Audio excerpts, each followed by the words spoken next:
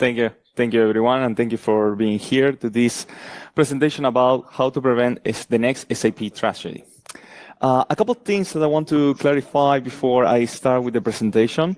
First of all, this will not be the typical structured presentation that you often see on the InfoSec. I like it to play a little bit and make it a little bit more experimental. So at the beginning, maybe the structure will not make total sense, but in the end, you will understand why I did it. The second point is that when I was creating this presentation, when I was putting together the pieces that I wanted to show you, it came a moment of self-realization of, oh my goodness, what am I doing? What am I about to show?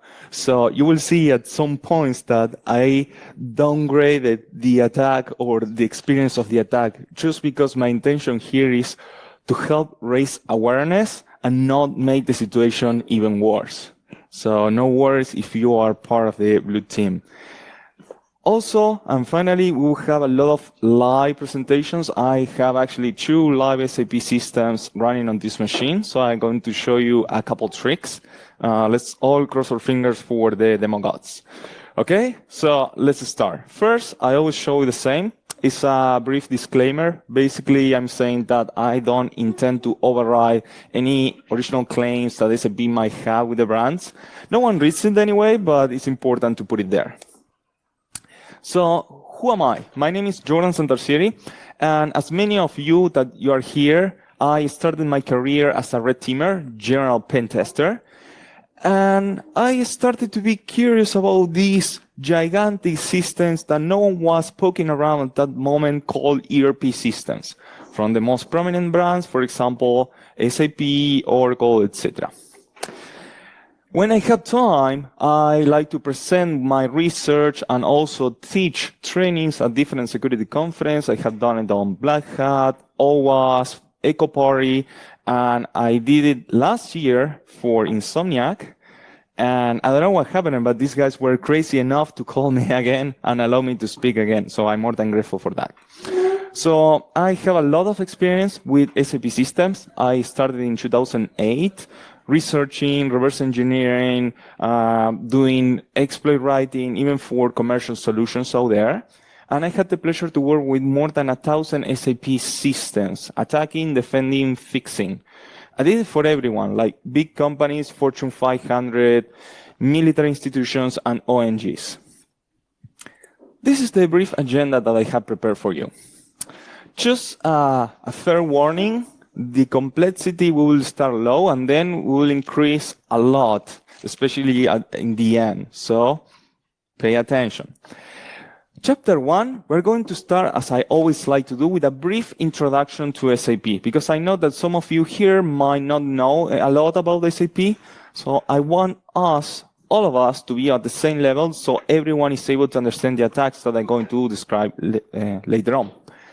On chapter 2, I'm going to show you and I'm going to tell you what is the project RSAP and how it was born. It's an interesting research that I think you will all be interested in.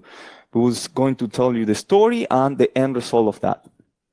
And then we're going to start to get even more technical on the chapter 3. We're going to see the traditional approach to malware distribution on SAP, and this is based on a true story.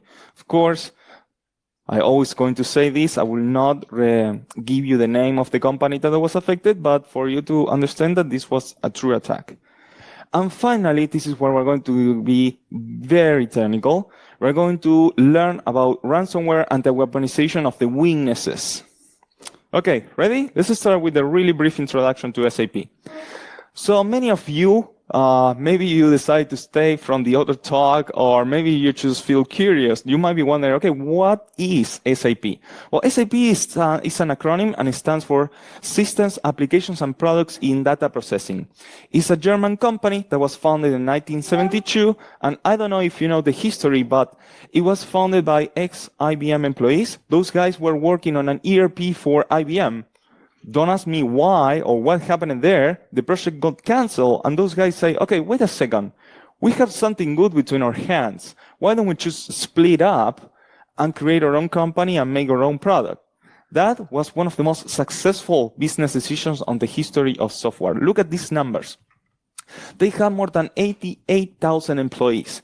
Even though if you have been following the news for the last 2-3 weeks, there have been a lot of layoffs in SAP, but SAP says that by the end of the year, they will even increment the workforce that they have nowadays for 5,000 people. They're incorporating 5,000 people. They have more than 378,000 customers. They're almost on every single country that has in the world. And I think the last detail is the most powerful market. You know that the Forbes Global 2000 are the most powerful companies and institutions out there. And when I say powerful, I say from the point of the revenue, the money. 87% of those companies are running SAP to run the daily day operations, business critical applications, processing credit cards, materials, etc. Again, for this really brief introduction, if you read the SAP documentation will be different, but for this really brief introduction, we're going to separate the solutions available in two, enterprise solutions and the supporting solutions. The enterprise solutions are the ones that the human beings, the people in your organization will be connecting to work all the time. I know that the names are a little bit confusing, and you might be even more confused with all the marketing revamps that SAP suffers all the time. But just for you to understand, if you only have one SAP system in your company, you have the ERP. It's the heart. It's where a lot of important things are going on. Credit cards, HR information, very, very sensitive information, all is stored on the ERP system. BI system is a very powerful system. This is how companies learn how to serve more and better. An example that I always like to do, I was working with a car manufacturer company. We were doing a pen test over the BI systems, and we were able to compromise the system and get the quarter information before the quarter ended. If an attacker does that, that person could have made millions on the stock trade. CRM, for example, will reflect all the customer interactions with the company and so on. All these enterprise solutions, and we're going to see what it means because it's very important to understand the attacks later. All these enterprise solutions are NetWeaver based. Just remember that. And from the other side, we have the supporting solutions, our technical solutions that will be providing support to the enterprise solutions. Most of them, with the exception of the GRC, are not NetWeaver based. And most of them will only receive technical users. Okay, so what is this NetWeaver that I keep mentioning? Well, NetWeaver, for you to visualize it easily, is the framework where SAP is built in. Inside NetWeaver, that by the way is service-oriented, we're going to see what that means on the next slide, we have two main divisions as well. We have the ABAP stack and the Java stack. The ABAP stack, to make it simple, is where the money is. There we go. You will never forget that.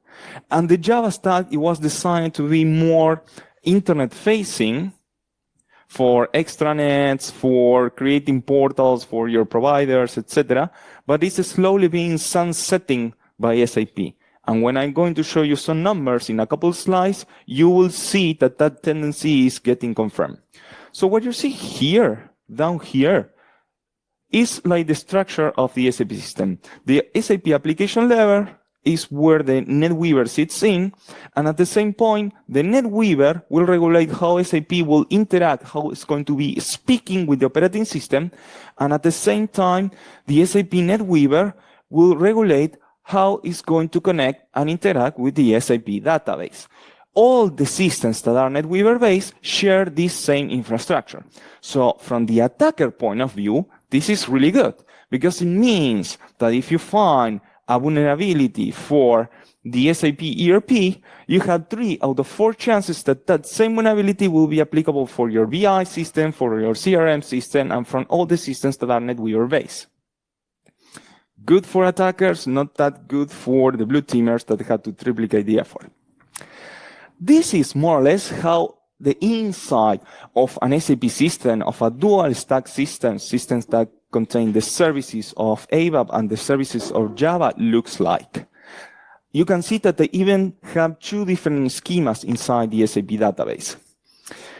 Something that I'm going to show you, and we're going to see a lot on this presentation, is that SAP, most of the protocols that are out there are proprietary.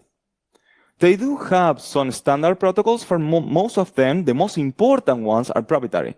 Some of them are plain text, some of them are not. Some of them support authentication.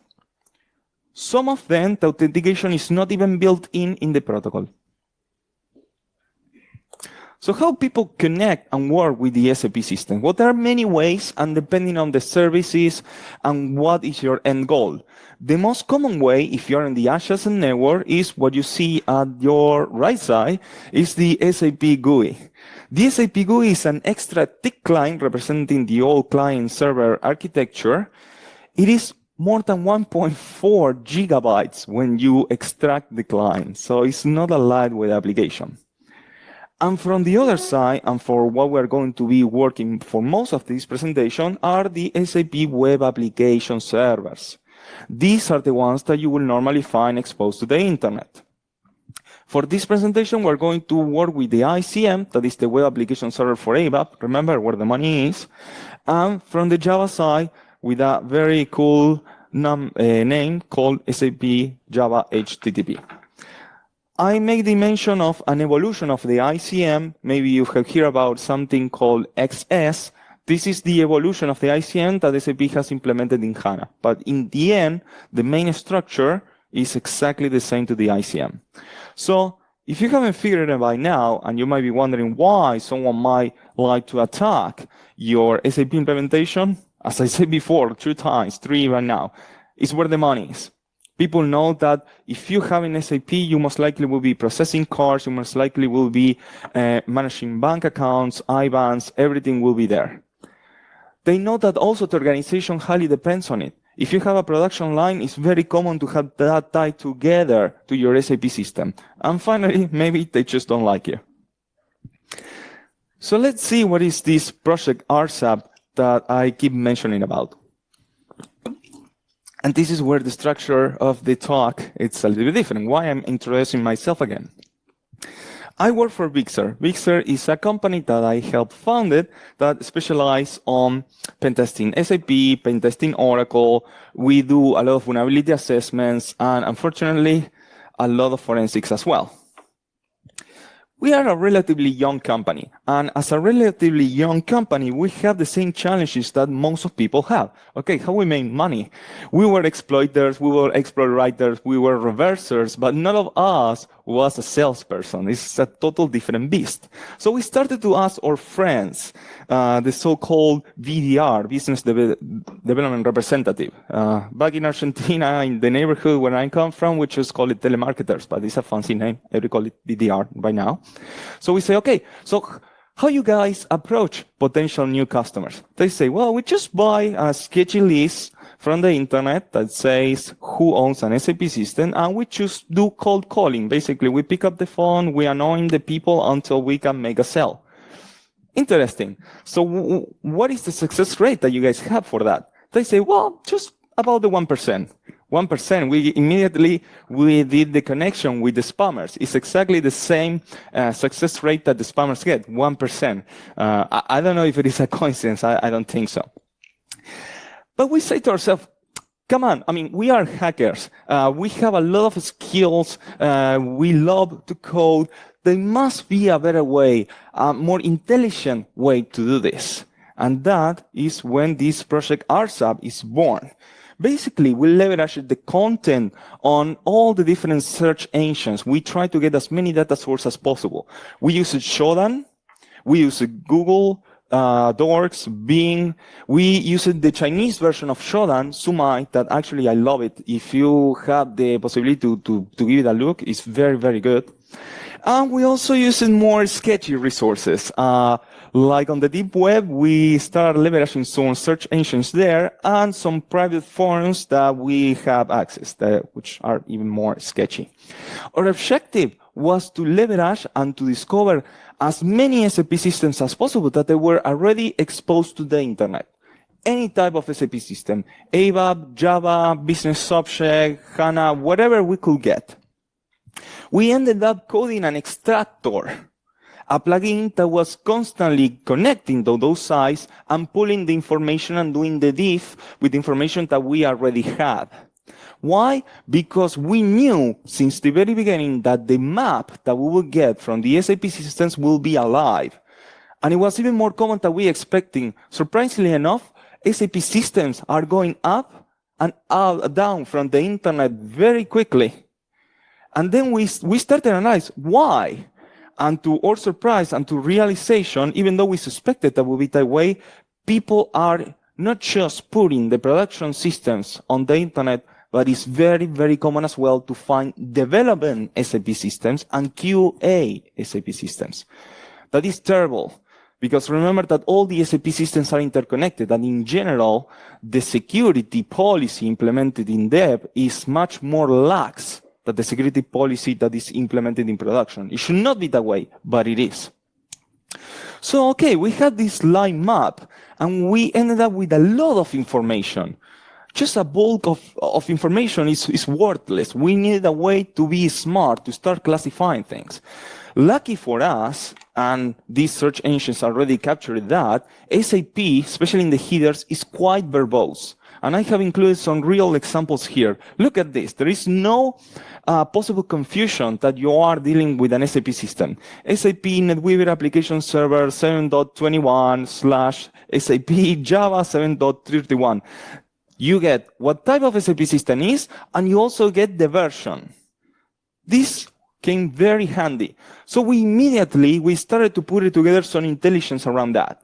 We knew what SAP systems were exposed. We knew what services, what protocols were being exposed. We knew the country and the continent that was hosting that SAP system. I want to put a caveat here. Sometimes we face it an interesting situation because the host country that is hosting that SAP system not necessarily is the same country as the owner. For example, there are a lot of SAP systems being hosted in Amazon, Singapore, and not necessarily the owner is a Singaporean company. So once we got the systems, we also start to going a little bit ahead. Those systems that are being exposed support encryption. Surprisingly enough, a lot of SAP systems that are exposed to the internet, the certificates are self-signed or they are deprecated or using an insecure algorithm. And finally, we got the versions. We went a little bit further than that, applying some techniques, always without touching the SAP system, but doing whois or just taking a look at the certificates. We were able to identify who was the owner of those SAP systems. As I always like to joke, there is no such a thing as a Rolls-Royce being orphan. Here is exactly the same. There is no orphan SAP system. SAP system costs a lot of money, so someone must be behind those. And finally, as we had the version, we compared the version against public disclosed vulnerabilities at our own internal vulnerability database. So we were able to prioritize what SAP systems were on more risk. Are you intrigued by the results? We found in total 14,000 SAP services directly exposed there. This is without a WAF and without a web dispatcher and without any type of filtering. The vast majority of them were ABAP systems, like 8,000, a little bit more than 8,000. And then on the second place, it came to Java. This makes sense and corroborates what we are seeing in the market and by the SAP strategy of slowly sunsetting the Java part. More scary numbers. We were able to identify almost 40% of the owners of all those SAP systems that were there. And the most scary one, rough and tough, 27% of those SAP systems had critical vulnerabilities or high vulnerabilities. I'm talking about like remote command executions, file read, file uploads. Some of the systems, it was like a one exploit totally pound, or some others you had to work a little bit further, something that we're going to do very soon. And we actually ended up being highly surprised by this number. We were expecting the number to be around 10%.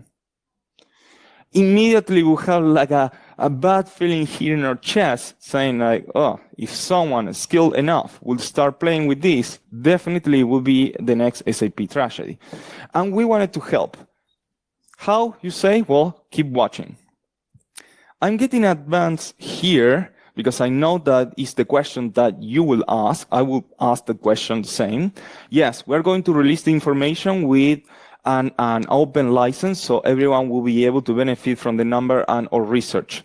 What we're not going to include are the URLs, because we don't want people to start attacking, and also the name of the companies. But the information is going to be released and it's going to be public. We haven't defined yet how we're going to structure that information, if it's going to be like a PDF, more like a scientific paper, or if it's going to be something like with Tableau when you can point and click and it's more interactive and nice, but we don't know yet. What we know is that it's going to come Q3, Q4 this year. Okay, so we need to start thinking like an attacker. The first scenario that I'm going to show you is the same, the one that I told you before that is based on a true story. And this is one of the scenarios that I ended up downgrading the attack a little bit more, and you're going to see why. If you are an attacker, you already know what company is running the SAP system, and you know the SAP system that is exposed to the internet.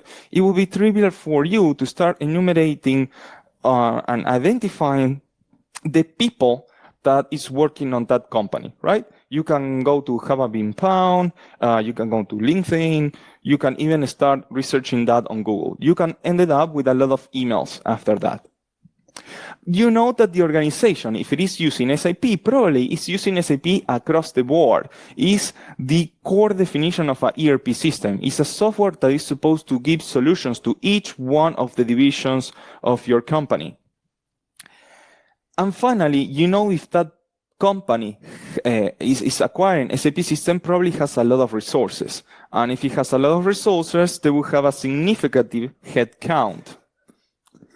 If companies have a significant headcount, it's very common for them to implement something that is called single sign-on. When people don't have to remember multiple passwords for everything, they just remember one password, and when they do double click on the SAP client will just pop up and it will be already logged in. We're going to combine that, and this is what the original attacker did, with something that is called SAP GUI scripts.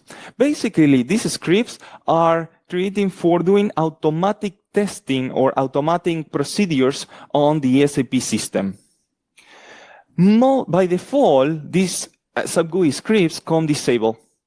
But most companies, 90% by our experience, activate this functionality because it's extremely common. Even the most high-end products use this functionality for stress testing and even functional testing as well. I included a picture for you of more or less how a SAP GUI script looks like, similar to a Visual Basic script. So what is going to happen here and how we're going to proceed, this is exactly the same how this case went through.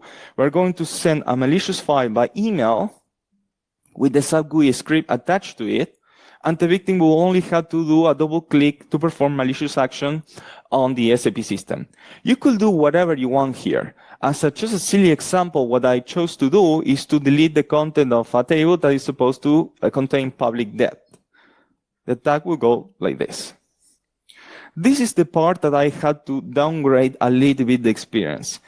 I'm going to show you the SAP GUI script as a Visual Basic script. And you can tell me, well, Jordan, nowadays any anti-malware or any email filtering capabilities will stop that. Yes. And there is also a way using SAP technology to completely make that undetected. But it will be too heavy to release that on the presentation. After the presentation, if you have questions, come to me and I will give you a hint of how you can do it. But for this presentation that also is going to be recorded, we're going to keep it safe. Again, the purpose here is to help people, not to make it worse. Plus, I don't want to get sued, so it is what it is. Going to show you. First, SAP GUI. This is the client that we were talking about yesterday, a few moments ago. This is transaction SE11, and from here, I'm going to show you that there is a table that is public debt, where I'm going to show you the content. There we go. Kudos if you can identify the name. You're almost as old as me. As you can see, there are amounts, there are different values, there are different people that they owe money. Look at this. Look what happens if someone double-clicks, receives that malicious action, and double-clicks on it. I need to make it very visible because it's going to be really fast. Okay? Go.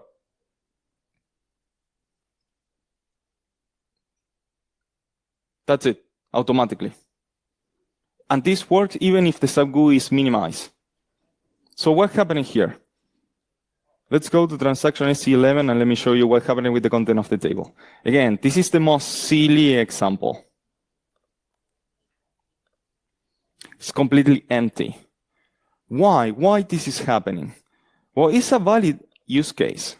It's a valid use case, and you could disable the execution of the SAP GUI scripting if you want. You just need to modify a profile parameter called SAP GUI/user_scripting. You need to set that in false. And unfortunately, as many things in SAP, you need to restore the SAP system. Can you take the luxury of doing so? Most likely, no. Most companies highly depend on this functionality to happen. So what you can do about it? Well, if you're in a new version of SAP system, 720 onwards, there is a workaround. If you are below that version, unfortunately, sorry, you are stuck with this. You keep the SAP GUI scripting enabled, and you modify the profile parameter script/user_scripting_per_per user, you put it in true. And from that moment, only the users that have the authorization S_SCR on 16 will be able to execute this. And also, something that people disable a lot is the notification when the SAP GUI is going to be activated. And the problem is that when you disable this at your end customers, at all of your workstations, most organizations disable it globally through group policies. So it's not just for one guy, they disable it across the board. So when you do a double click on the SAP GUI, you have no warning whatsoever. What you need to do is see here where it says notify when a script attaches to the SAP GUI. That must be enabled. At least when the user, the victim, will do a double click, it will appear a pop-up that says, hey, a SAP GUI is trying to use your SAP client. Are you sure about that? At least you get a pop-up. Okay, this is where it gets a little bit more complex. The weaponization and the prevention of how you can avoid being exploited directly from the internet. When we started analyzing all this, we repeated in our heads, man, if a ransomware is going to be created, if a worm is going to be created, these results could be really catastrophic. We wanted to help, but before we could help, we needed to start putting into our heads how an attacker will try to get in and break inside your SAP system, how that person will try to massively compromise all the systems that they were exposed to the internet. For that, we started doing some history lessons, and we started to analyze and learn how past ransomwares used to work. We discovered that some of them will share personality traits that I had put it there for you. First of all, they were designed to hit you and hit you hard. Lateral movement was called. That was the end objective. Keep compromising and compromising and compromising. The more, the better. And because of that, avoiding making noise was not a priority per se. Finally, they were open to weaponize some previously reported vulnerabilities. Most of these, you can call it state actors, you can call it criminal organizations, they already have a framework for the whole malware and for the whole workflow. You can call it kind of like a gun, and they just need the exploit, that bullet, to put it there. They're just waiting for that bullet. This is going to be our attack scenario, and it's actually a very, very common one on how most implementations of SAPs that are exposed to the internet looks like. We are going to be working with a Java system that is going to be on the DMC. We're going to be working with an ABAP system that is also on the DMC. And we are going to try to jump to all the systems that are in the internal network or the adjacent network. how we're going to do it, or what is the approach or the phases that we're going to do it? Well, I have divided it in 5 different phases. It's going to be the intrusion. This is the most important part for an attacker point of view, like setting foot inside one of the systems on the DMC. We're going to do that utilizing an exploit. We're going to do some credential gathering. This is one of the most important parts. Once the exploit hits you, we're going to see what level of privileges do we have and how we can reutilize those privileges to get even more credentials and what type of credentials. Once we have that, we're going to do lateral movement from the Java system that I show you here. We're going to try to compromise the ABAP system. And finally, we're going to try to jump from the DMC. If you are an attacker, or even if you are like a functional implementator or a network designer, you most likely always allow connections from the ABAP system on the DMC to the adjacent network.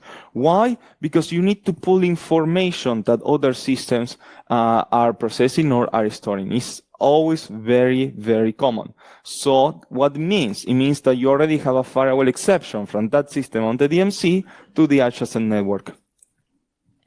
And finally, and kind of like a bonus, a part of attacking the systems on the DMC, on the adjacent network, we're going to attack the customers that are working with the SAP systems on the adjacent network. Again, there are many techniques to achieve this.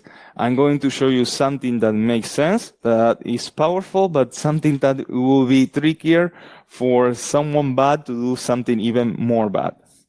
I'm going to show you the technical attacks, and I'm going to show you the countermeasure of that. Of course, the end worm, it will not be distributed for obvious reasons, but I will show you pieces of code to exemplify the attacks and the credential harvesting. Okay? So, as I mentioned before, malwares like the author of WannaCry and many others, they already have the framework. They just need the ability or the exploit to come up to the light, an exploit that is relatively new, and they just need the vulnerable victims. This attacker already harvested all the SAP systems that are on the internet, and he or she already knows an exploit, and we're going to see what the exploit is. But on network diagram, the first victim, the first system where we're going to set foot will be that Java front-end system on the DMC, of course. The exploit that we're going to utilize will allow us to execute operating system commands under the privileges of the operating system user that holds the entire SAP application. If you get that level of access, you can shut down the SAP system, you can corrupt the kernel, you can execute queries without knowing the database password by abusing of the trust relationship that those users will always have with the database. So pretty much when we get to that point, it will be game over. This is a relatively not so new exploit, we can say, but hey, we knew already all the systems that we had, and we knew already all the version of those systems that we have, and almost 3 out of 10 Java systems that we have in our list were vulnerable to this attack. Again, this is in theory, because we never actually attacked any of those SAP systems that were on the internet. Okay, so let me show you the first exploit. And I forgot to open my IDE. Please hold. This is where we need like the waiting music kind of stuff. There we go. Almost there. I had divided this worm and this exploit on 3 different phases. At the very end of the presentation, I'm just going to run the one that does everything automatic, and you will see the total flow execution. To be honest, it will be that fast that it will be a little bit tricky to catch once we finish with the execution, but at least you will be seeing that it's totally possible to create like a complete worm. Okay? Okay, so look at my screen. Oof. This is like the third loading. There we go. This is for the end. See, the 3 different phases. Later on, I'm going to show you the whole thing. But for the main phase, we're going to execute operating system commands. Upstairs, here you can see the payload. This one I'm going to show you because it's well known, it's public. That is the URL that we're going to be using to execute operating system commands. And at the very end are the commands that we're going to be executing.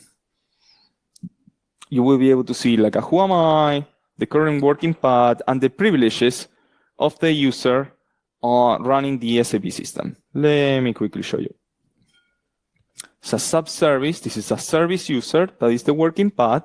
And if you scroll down with me on this particular SAP system, sub-service is not just part of the local SAP administrator group. It could be local or part of the domain. It also is part of the administrator group on the local OS version. Totally pound. If we got this level of privileges, we can do whatever we want. So, but the malware needs to be smart, right? Command execution, as it is not that important. Remember that if someone is attacking an SAP system, most likely is trying to disrupt your business or going for the money, basically. So before we continue, how you can close the gap this? Well, you need to apply 3 different patches, 3 different what is called SAP nodes that unfortunately you can only consume if you are an SAP customer. Those are the number on the top left corner. A part of applying those nodes, and depending on the version of the SAP system that you have, you need to switch this invoker servlet functionality to false. For that, you need to go to what is called the Java config tool inside the SAP system, or an easier way, you go to the NetWeaver administrator page from your browser, server configurations, servlet, and you disable the invoker servlet. Be very careful if you have a relatively old version and not so new version. You have to apply the latest node 146.7771 before disabling the invoker servlet. Why? Because SAP used to heavily use this functionality, not just to install itself, if not to do administrative tasks. If you disable the invoker servlet without applying that node, no one else will be able to log into the SAP portal. Finally, you need to restart the SAP system for the changes to take effect. This is how you fix it. This is the most important part from the blue teamers, because once we are there in the DMC, it's just a matter of time, as we're going to see. Now we need to do lateral movement, right? I don't know if you remember, we're on the DMC, we compromise everything on the Java side. We're going to, just because we're greedy, we're going to try to tackle the other ABAP system on the DMC. Perfect. So what we can do here? First, what you could do that is more suitable for an interactive attacker and not for a worm is you go to the database, you get the hashes, you crack the hashes, and you try to utilize those hashes. That would take too much. So what else we can do? In Java, there is a storing mechanism that is called the SAP Security Storage. The SAP Security Storage is just like an encrypted file at the file system, encrypted with triple S, with a hard-coded key, that the hard-coded key was in the application itself that used to administer the security storage, and a key phrase that the user specifies at the installation time. What can we find on that security storage? Well, we can find the database password, the full JDBC connection chain to the database, meaning that we will have the schema, the database user, and the database password that SAP uses. And depending on the version, we are going to also find the SAP user, the administrator user password as well.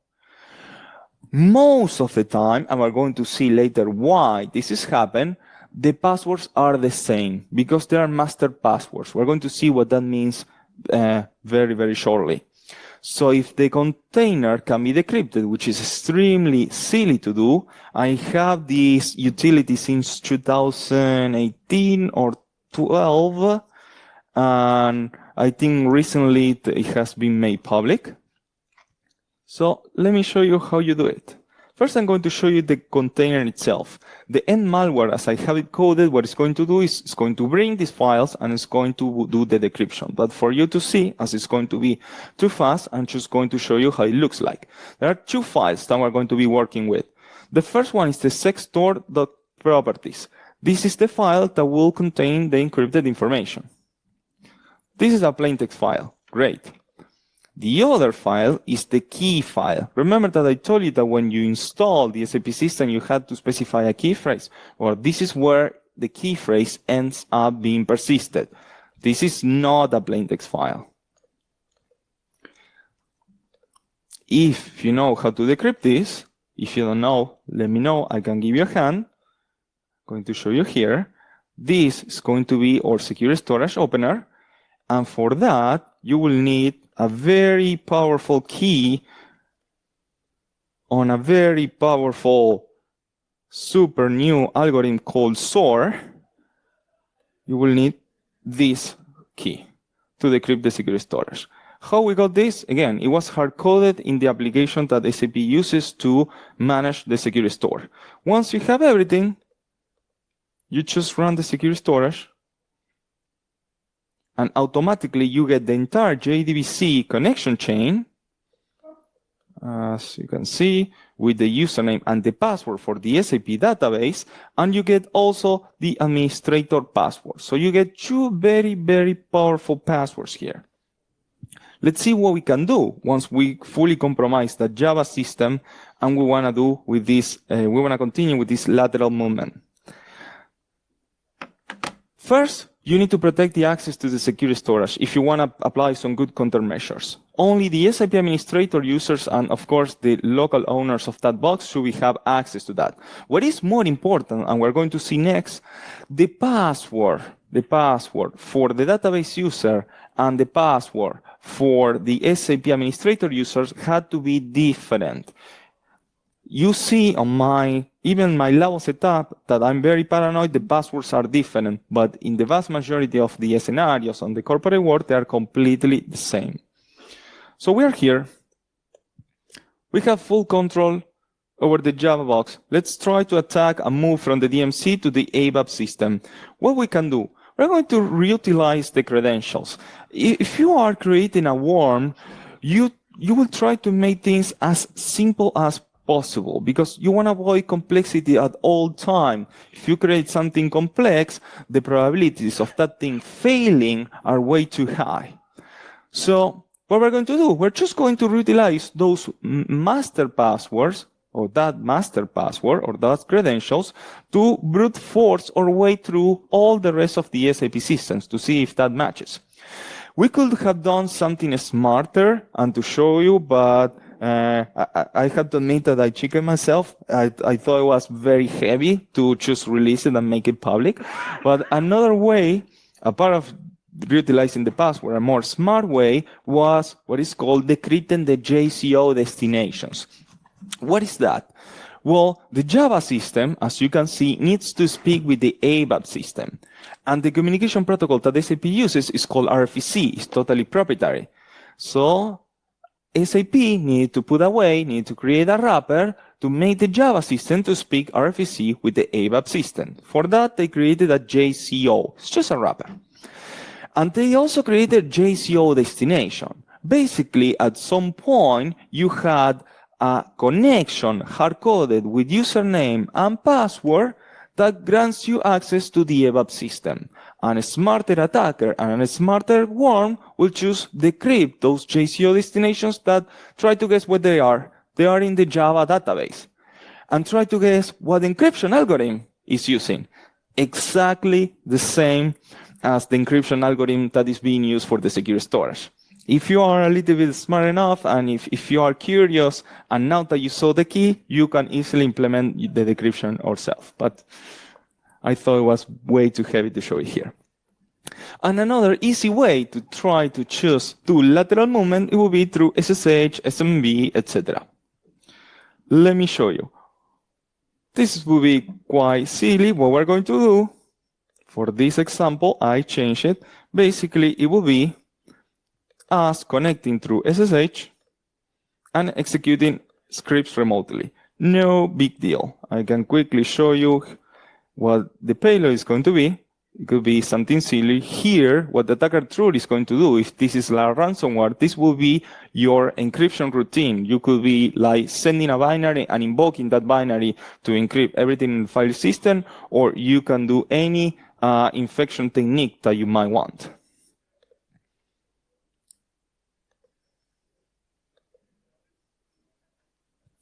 quickly, we are executing commands. Not a big deal. What is going to happen that is going to be very interesting is this, that we're going to use to tackle even the adjacent systems at the other side. What is this master password that I keep mentioning about? Well, by default, when you install an SAP system, at the installation time, SAP is going to ask you, hey, do you want to set a password for each individual and critical account at the different layers, operating system, SAP layer, database layers, or you want to use the concept of a master password?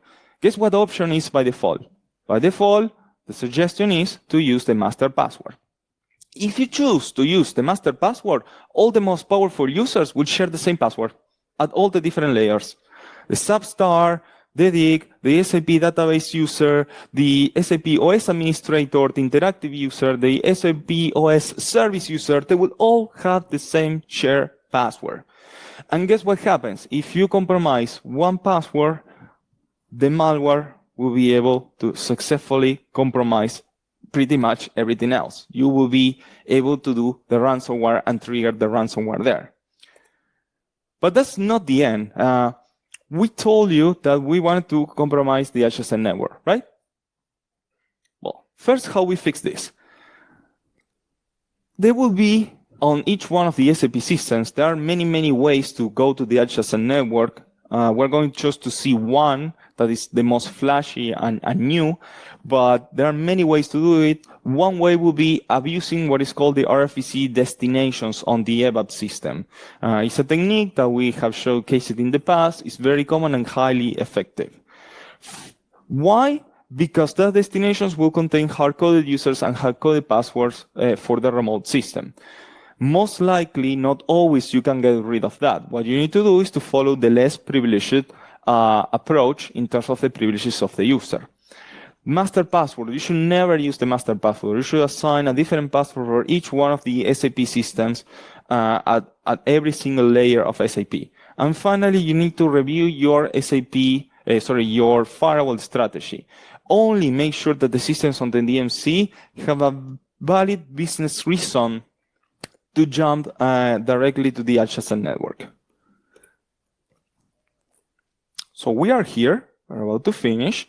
We want to start pushing our code. We're going to try the master password directly on the adjacent network, but we want to attack the clients, the end customer.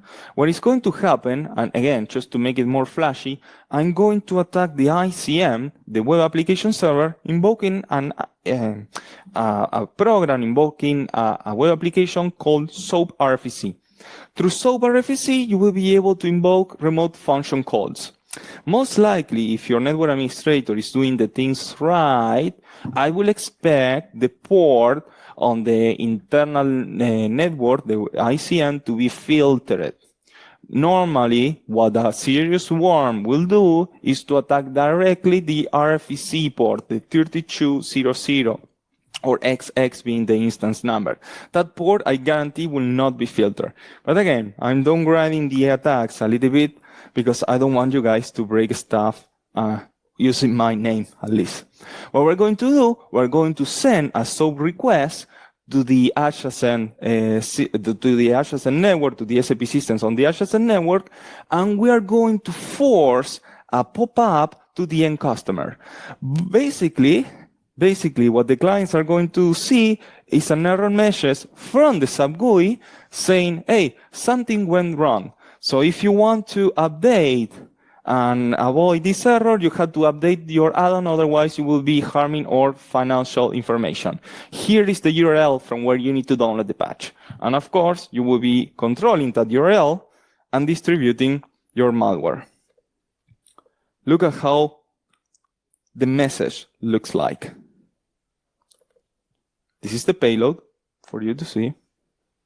You will have to figure out the URL. It's not that hard. Ah, don't tell me that it changed the IP. Demo gods. Well, it says that a preventive man is worth twice. So I made a video, quick video, so you see the pop-up. Sorry about that.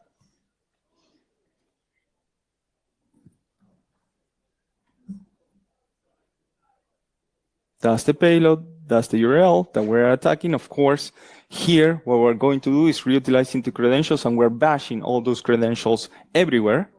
And that is the error message that the end customers are going to use. Basically, they're going to say, hey, something is wrong with your system. Please download the new patch from acme.com/evil.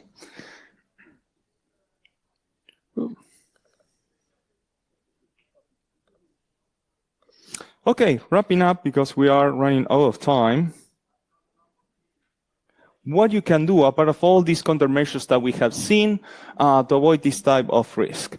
First of all, before we start tackling the technical part, ask yourself, do you really need to expose your SAP system directly to the internet? Does it really need to be directly exposed? Can people choose VPN in, or can you put like some sort of Citrix solutions in front of it? So can I have to implement a two-step authentication to get the SAP system?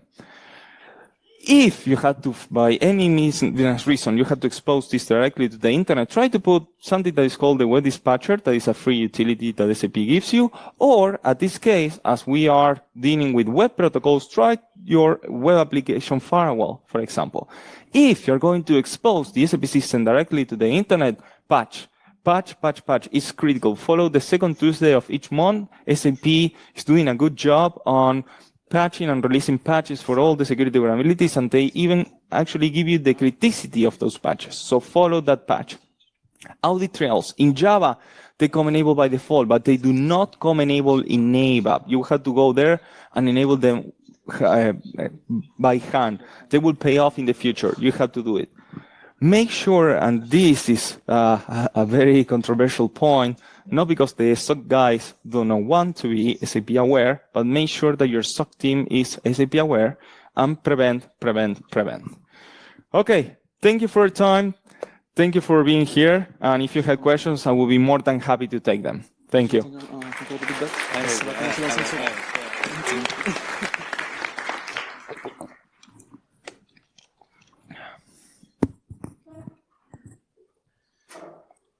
Okay, so I'm here. So if anyone has any questions, I can give you the mic. Yeah. Thank you. I want to ask a question about the slide before this, making the SOC aware about your SAP system. Do you have any recommendation about the logging policy that you need to make in SAP? And where we can find the interesting logs, especially for the script related to the GUI, because I'm thinking about some attacks related to the integrity of the information. Thank you. Okay, just one question before you leave the mic. When you say like login policy, to what in particular are you referring? Like a password policy or something else?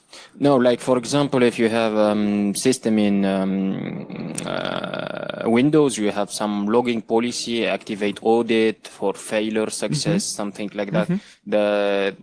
Or in network equipment, you put it in warning level, debug level, etc. And each time you don't have the same level of verbosity of the information.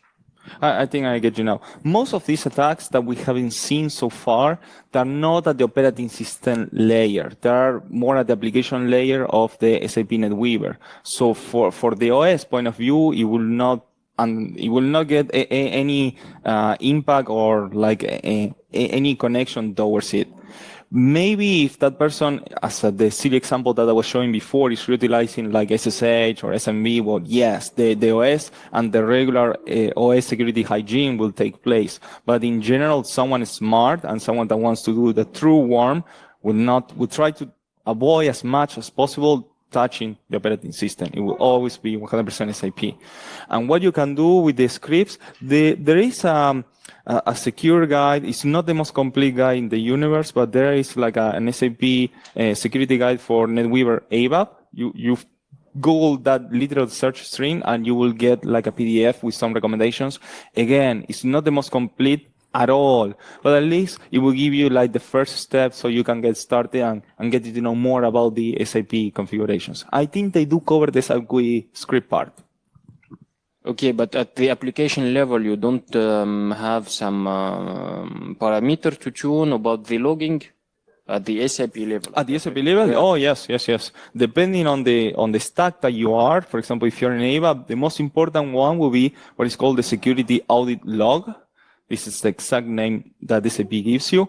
By default, you will have to enable them, and you will have to restart the SAP system to actually start to get it enabled.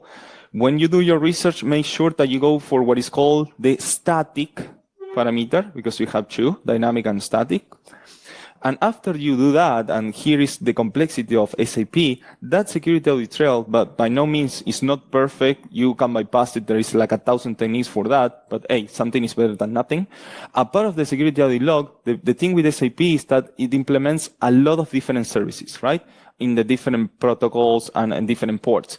Most of those services, they also have their own audit trail that they do not come by default. If you want some that you want to take note, the gateway log, definitely you want that. The mesh server log, definitely you want that as well. You're welcome. Anyone else? We still have 5 minutes, so.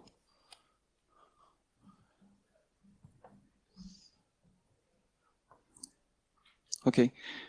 Thank you, Jordan, then, and enjoy your meal, guys.